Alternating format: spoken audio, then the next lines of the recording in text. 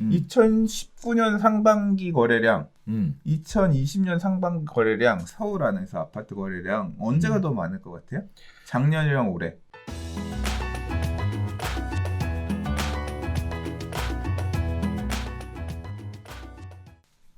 자, 세 번째 이야기입니다. 노도강, 금관구, 서울 중저가 재건축 아파트가 뜬다라는 소식인데요. 자, 노도강이란 노원, 도봉, 강북구를 의미하고요. 금관구란 금천, 관악, 구로구를 의미합니다. 자, 이렇게 노도강, 금관구 내 투자 가치가 높은 9억 원 이하의 재건축 아파트가 품귀 현상을 빚고 있다라는 소식인데요. 1216 대책으로 15억 이상 아파트의 대출이 막힌 반면 9억 이하 중저가 아파트는 가 밀집해 있는 노도강, 금관구는 상승세를 이어가고 있습니다. 특히 입지가 우수하고 향후 신축 아파트로 변신할 재건축 아파트에 대한 투자가 활성화되고 가고 있는 추세인데요.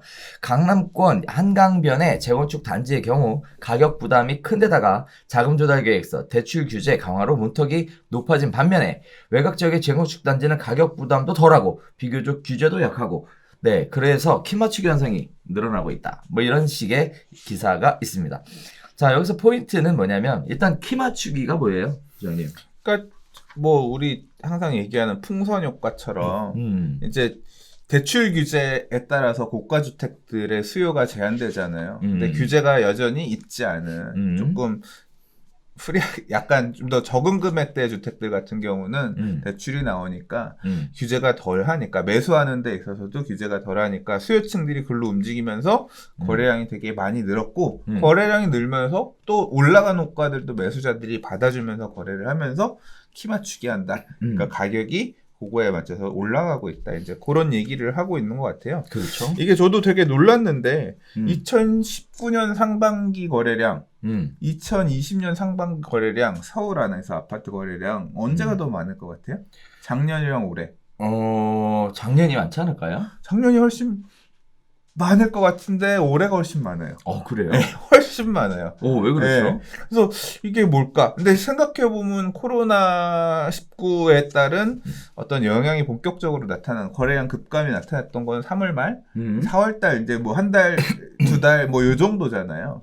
그러니까 그 이전까지는 사실 서울의 핵심 지역들, 그러니까 1216 부동산 대책 이후에 그 다음에 2018년에 9.13 대책 이후의 요 영향이 보면 9.13 대책이 훨씬 더 크게 나타났다는 거고 12.16보다 생각해보면 또 12.16 대책은 15억 초과, 12억 초과의 고가 주택에 대한 대출을 자르는 게 되게 큰 부분이었거든요. 그렇죠. 그러니까 타겟팅이 되게 고가 주택. 그러니까 그 약발을 먹히는 강남 지역, 아까 거래량 급감했다 그랬잖아요. 이제 이런 지역들에는 먹힌 반면에 그 12.16 대책이 타겟팅하지 않았던 밑에 지역들 같은 경우는 상관없이 돌아갔다는 얘기예요. 그러니까 풍선 효과가 되게 많았고 그래서 우리 뭐 1월달, 2월달 방송할 때 수용 성인이 수도권의 풍선 효과.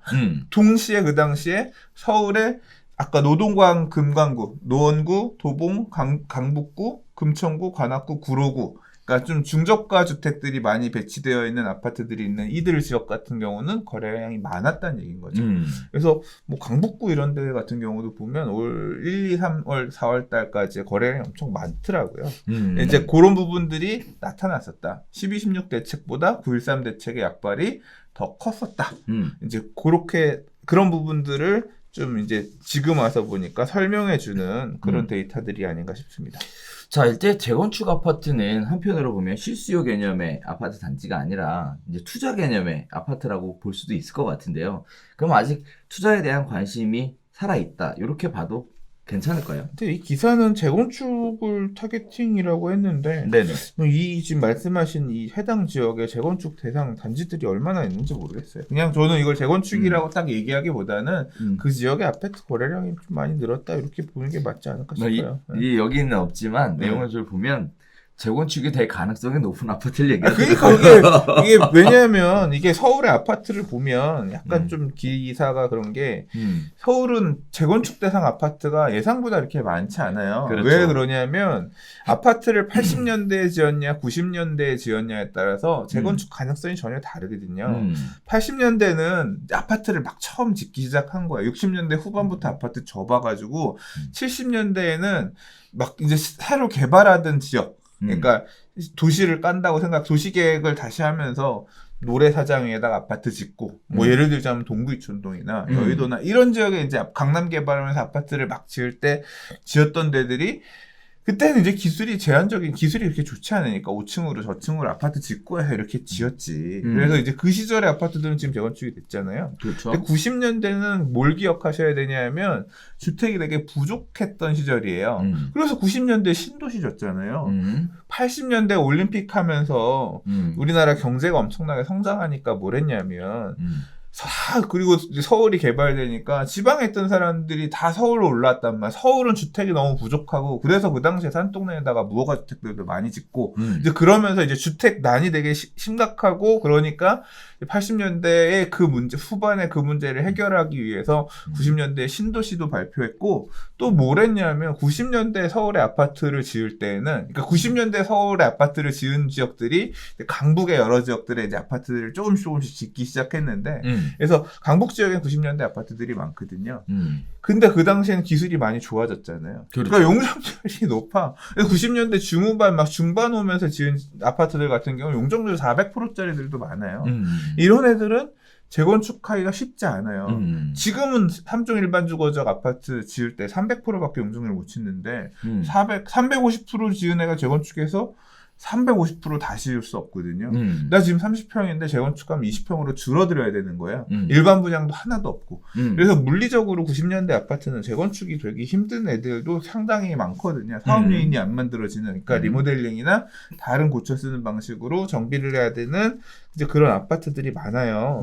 그래서 서울 중저가 재건축이 뜬다라기보다는 중저가 아파트들이 거래량이 많았다. 얘네가 재건축을 바라보고 딱 얘기까지 하는 거는 약간 좀 오바일 수 있다. 왜냐하면 제가 이 근래 이제 이거 정확하게 제가 시세 체크를 안 해서 모르겠는데 예를 들자면 노도강 금관구의 재건축 대상 중에 대표적인 데가 이제 미미삼 월계동 가면 이제 그런 재건축하는 단지들이 있단 말이에요. 제가 시세 체크는 안 해봤지만 근래 기사 중에 보면 사업이 조금 걸릴 것 같은 이들 재건축들이 상승하다가 재건축이 잘 안 될 것 같으니까 가격이 근래 좀 빠졌다 이런 기사도 있었거든요. 맞물려서 보면 이 기사에서 얘기하는 거랑 그 기사에서 얘기하는 거랑 조금 다를 수 있잖아요. 예, 그래서 뭐 재건축이 가격이 이렇게 오르지 않은 경우일 수도 있다 오히려. 그러니까 사업이 좀 많이 남아있는 재건축들 같은 경우는 수요층들이 조금 주춤한 경우도 있을 수 있다. 그럼 이걸 한편으로 조금 더 보면 아파트가 오래됐다라는 것만으로 재건축이 된다라고 기대하기는 어렵다. 이렇게 정리할 수도 있을 것 같고 또 한편으로는 재건축을 실제 진행한다고 해도 큰 이익이 남지 않을 수도 있다. 네, 이런 재건축도 있다. 그러니까 조심해야 되겠네요. 네, 그러니까 90년대 아파트들은 재건축이 무조건 된다라고 보고 접근하기보다는 용적률을 따져가면서 사업이 가능할지 안 할지를 생각해 봐야 돼요. 그러니까 이 기사에서 재건축만 지으면 이거는 뭐 근래 흐름 결국 덜 올랐던 지역들이 거래량이 많이 됐고 그러면서 가격도 조금 올랐다. 이렇게 보면 되지 않을까 싶습니다. 네, 그렇습니다.